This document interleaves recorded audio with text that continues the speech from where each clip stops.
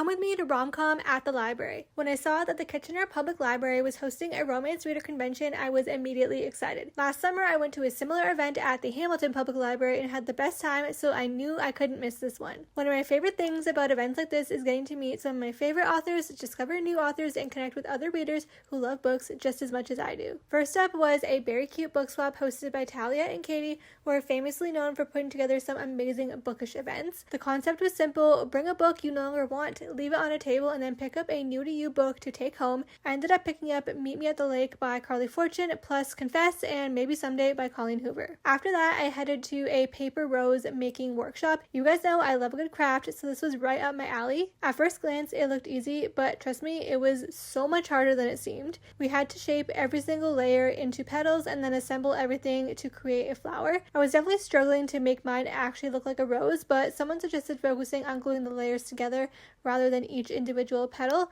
and honestly, that saved me. It may not look exactly like a rose, but it definitely looks like a flower, and that's a win in my books. Next, it was time for the first author panel of the day featuring Ellie K. Wild, Farah Heron, and Sonia Singh.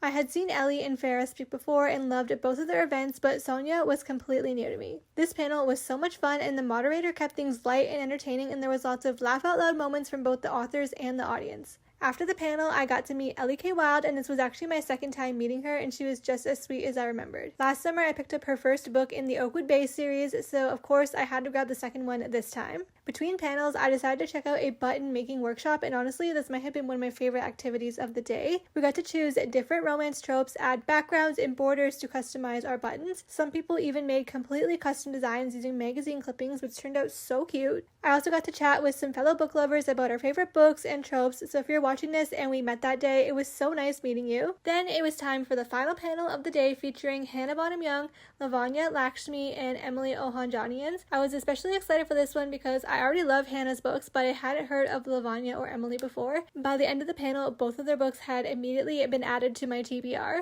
After the panel came the book signing, and this is where something happened that genuinely shocked me. This is my third time meeting Hannah Bonham Young, and when I told her that, she looked at me and said, "I know, I remember you." I was completely stunned. I always assume that authors meet so many people that there's no way they'll remember everyone, but she remembered meeting me in Hamilton and even said, "Don't be silly, of course I remember my fans." Honestly, that absolutely made my day. Then I got to meet Emily Ohanjanian, who was incredibly kind. I told her I couldn't wait to read her book because it sounded like the perfect summer read. Overall, this was such a fun day, and I'm so glad I went. Huge thank you to the Kitchener Public Library for putting on such a wonderful event for romance readers. I had an amazing time, and I really hope that they have more events like this in the future. Thanks for spending the day with me at RomCon, and I'll see you in my next video.